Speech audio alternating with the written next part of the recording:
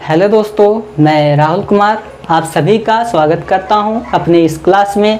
तो बच्चों, आज मैं इस क्लास में 9th क्लास के जो बच्चे हैं उनको मैं विज्ञान पढ़ाने जा रहा हूं। और विज्ञान का पहला चैप्टर जो 9th क्लास के बच्चे हैं उनके विज्ञान विषय का पहला अध्याय है हमारे आसपास का पदार्थ, मैटर इन आवर सराउंडिंग। अब देखो बेटा, पदार्थ नाम सुनते ही हमारे दिमाग में आने मतलब हम सोचने लगते हैं कि पदार्थ क्या चीज़ होता है या कैसे दिखता है। तो हम अपने चारों तरफ जब नज़र दौड़ा कर यानी अपनी नज़रों से चारों तरफ देखते हैं जहाँ हम रहते हैं, तो हमको विभिन्न यानी अनेक प्रकार की वस्तुएं दिखाई देती हैं। जैसे धरती हो गया, आकाश हो गया, पानी हो गया, आग, पशु पक्षी, जानवर, ये सभी चीज़ें पदार्थ कहलाती हैं।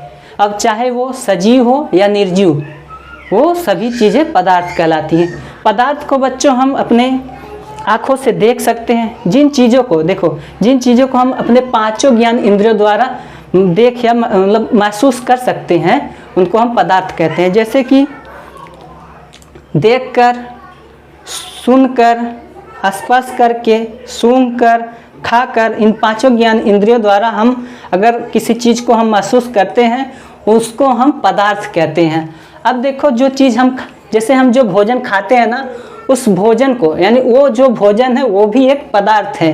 और जिस हवा में हम जो हवा सांस ले रहे हैं ना, यह हवा भी जो ऑक्सीजन है, हम हवा, वो भी एक पदार्थ है।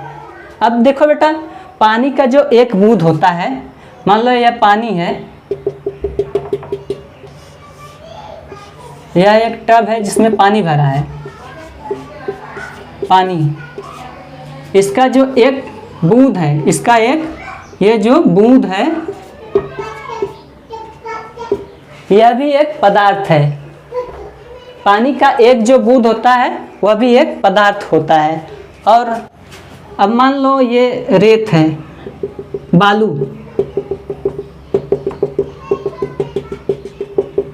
यह रेत है। अब रेत का जो एक कण होता है, कण, इसको भी हम पदार्थ कहते हैं। तो बच्चों देखो, अब यह तो परिचय हो गया। अब देखो, पदार्थ का आकार और आकृति दोनों अलग अलग होता है, और पदार्थ का द्रव्यमान होता है और आयतन भी होता है। अब देखो बेटा,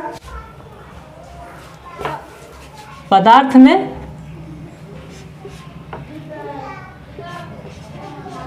आकार, आकृति, द्रव्यमान और आयतन।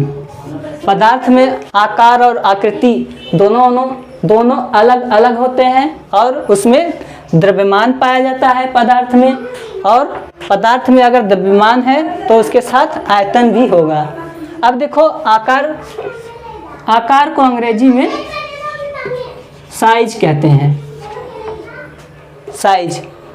अब देखो, आकार का मतलब बेटा लंबाई,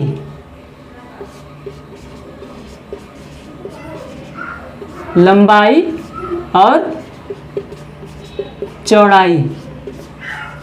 आकार जो साइज होता है, लंबाई और चौड़ाई से मतलब होता है आकार से। अब ये आकृति, ये जो आकृति होता है, आकृति को अंग्रेजी में शेप कहते हैं। शेप बेटा देखो, बनावट से मतलब होता है। कोई पदार्थ है वह त्रिकोणा है कि गोलाकार है कि चौकोर है, किस मतलब उसका बनावट किस तरह है, उसको हम आकृति यानी शेप कहते हैं। ये तो हो गया आकार और आकृति। आकार क्या होता है, आकृति क्या होती है, इसके बारे में जाने। अब हम द्रव्यमान के बारे में जानेंगे। द्रव्यमान बेटा, द्रव्यमान माने भार, भार यानी वजन। अब कोई भी वस्तु होगा उसका यानी वजन होगा। अब जैसे यह पेन हो गया, इसका भी कुछ न कुछ तो वजन होगा। इस वजन को ही हम द्रव्यमान कहते हैं। अब द्रव्यमान है तो इसका आयतन यानी कि यह जगह भी घेरेगा।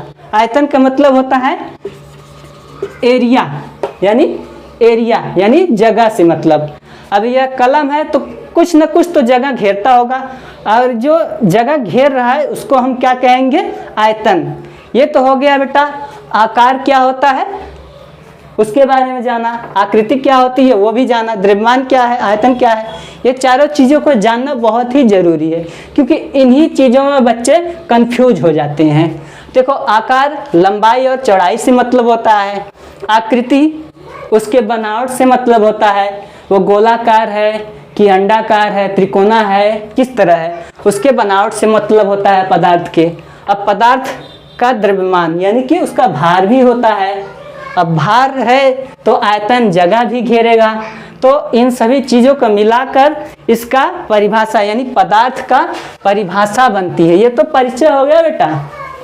अभी देखते रहो, हमारा क्लास करेंगे तो आप नंबर 1 पे आएंगे 9th क्लास में, और 10th की तो बातें छोड़ो, एकदम टॉप कर जाओगे। अब देखो परिभाषा, इन सभी चीज़ों को मिलाकर अब पदार्थ की परिभाषा। देखो ऐसी वस्तु जिनका आकार और आकृति दोनों अलग अलग होते हैं और उस वस्तु में द्रव्यमान और आयतन पाया जाता हो और उन्हें अपनी पांचों ज्ञान इंद्रियों द्वारा महसूस कर सकते हैं, उसे हम पदार्थ कहते हैं। तो यह क्या होगी? परिभाषा। ऐसी वस्तु जिनका आकार और आकृति दोनों अलग अलग हो और उनमें द्रव्यमान और आयतन पाया जाता हो और उनको हम अपने पांचों ज्ञान इंद्रियों द्वारा मतलब महसूस कर सकते हैं, उन्हें हम पदार्थ कहते हैं। तो आकार और आकृति क्या होता है वो तो जान ही गए हैं, द्रव्यमान क्या है वो भी जान गए हैं, आयतन क्या है वो भी जान गए हैं। तो इन सब चीज़ों को मैं पहले इसलिए बता दिया। अब ये परिभाषा हो गई, परिभाषा के बारे में आप लोगों ने जान लिया।